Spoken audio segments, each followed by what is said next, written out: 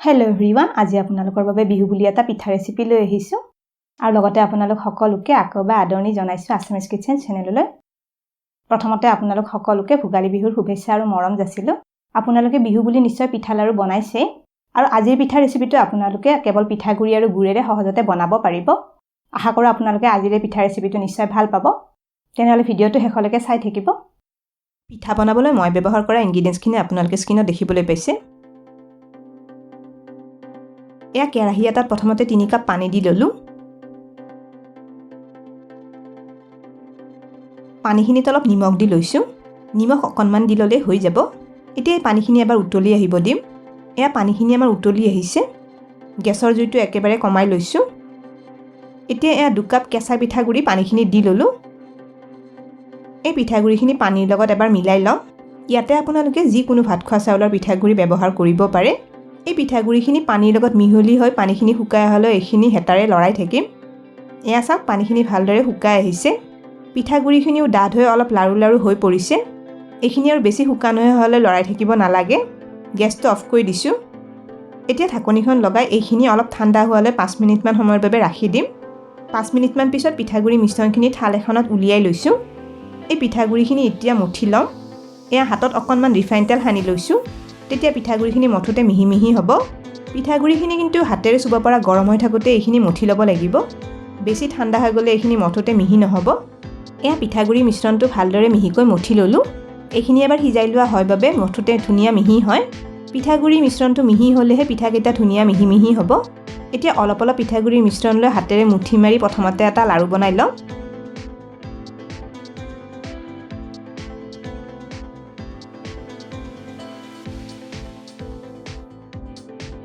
লাড়ুটো চাওক, অলপ চেপেটা কৰি পিঠাটো এইদৰে শ্বেপ দি লৈছোঁ। এতিয়া চেপেটা কৰি লোৱা পিঠাটো প্লেট এখনত লৈ লৈছোঁ। আঙুলিৰে এইদৰে ঘূৰাই ঘূৰাই প্ৰথমতে পিঠাটো গোলকৈ বনাই ল'ম।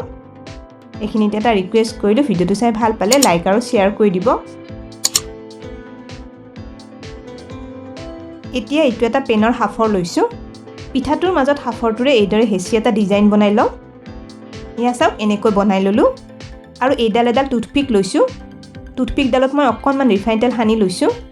টুথপিকডালেৰে এতিয়া পিঠাটো এইদৰে চাৰিওফালে হেঁচি হেঁচি ঘূৰাই ঘূৰাই এটা ডিজাইন বনাই ল'ম। আপোনালোকে এই পিঠাখিনি প্লেইনকৈ বনাব খুজিলে গোলকৈ শ্বেপ দিও বনাব পাৰে।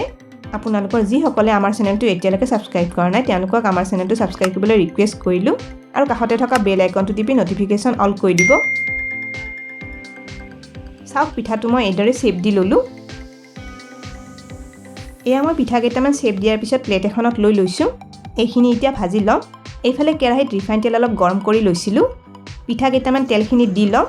আপোনালোকে এই পিঠাখিনি মিঠাতেলত ভাজিবও পাৰে। পিঠাখিনি এতিয়া 1 মিনিটমান এইদৰে কম জুইত ভাজিব দিম। এইখিনি সময়ত হেতাৰে চুব নালাগে। 1 মিনিটমান পিছত পিঠাকেইটা অলপ লৰাই ওলটাই দি লৈছোঁ।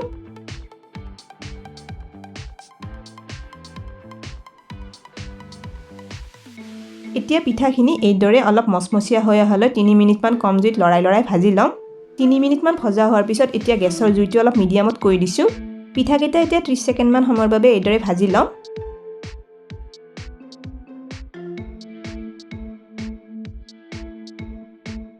এয়া চাওক, পিঠাকেইটা অকণমান ৰঙচুৱা আৰু মচমচীয়া হৈ আহিছে। এইখিনি তেলৰ পৰা এতিয়া উঠাই ল'ম। এয়া চাওক, গোটেইকেইটা পিঠা মই ভাজি ল'লোঁ। পিঠাখিনি চাওক, দেখিবলৈ কিমান ধুনীয়া হৈছে। এতিয়া চচপেন এটাত একাপ মিহিকৈ কাটি লোৱা গুড় দি ল'লোঁ। গুড়খিনিত একাপ পানী দি লৈছোঁ। এতিয়া এই গুড়খিনি গলি অহালৈ অলপ দেৰি উতলিব দিম। এই গুড়খিনিৰে মই এতিয়া চিৰাপ এটা বনাই ল'ম।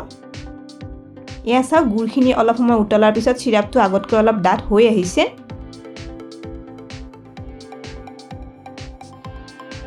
এইখিনি মই আঙুলিৰে চুই দেখুৱাই দিছোঁ। চিৰাপটো আঙুলিৰে চুলে এনেকুৱা অলপ আঠা আঠা হ'লে হৈ যাব।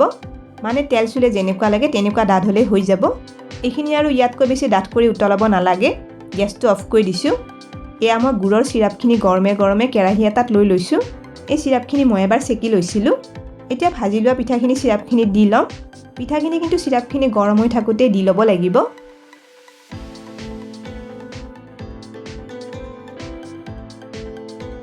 এয়া পিঠাখিনি এইদৰে এবাৰ চিৰাপখিনিৰ লগত মিলাই ল'ম। এতিয়া 2-3 মিনিটমান এই পিঠাখিনি চিৰাপখিনিত এইদৰে থৈ দিম। তাৰপিছত পিঠাখিনি উঠাই ল'ম। এয়া 3 মিনিটমান পিছত পিঠাখিনি গুড়ৰ চিৰাপৰ পৰা উঠাই প্লেট এখনত উলিয়াই লৈছোঁ। এই পিঠাটোৰ ভিতৰলৈ চিৰাপটো সোমাই যায় বাবে ধুনীয়া কোমল কোমল আৰু ৰসাল হৈ থাকে। এই পিঠাটো 4-5 দিনলৈ বনাই থৈ দিব পৰা যায়। তেনেহ'লে আজিৰ পিঠা ৰেচিপিটো আপোনালোকে কেনে পালে কমেণ্ট কৰি নিশ্চয় জনাব। ভিডিঅ'টো শেষলৈকে চোৱাৰ বাবে অশেষ ধন্যবাদ জনালোঁ আৰু ভিডিঅ'টো ভাল পালে লাইক আৰু শ্বেয়াৰ কৰি দিব।